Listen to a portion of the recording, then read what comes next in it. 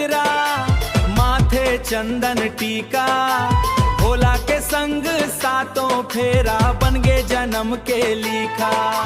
ऋषि मुनि मंगल गाथा गावे बाजे शंख महान, शिव पार्वती के पावन जोड़ी धन्य हो गे संसार। जय जय शंकर गौरा शंकर अमर सुहाग, जय महादेव भगवान। अरे भोला के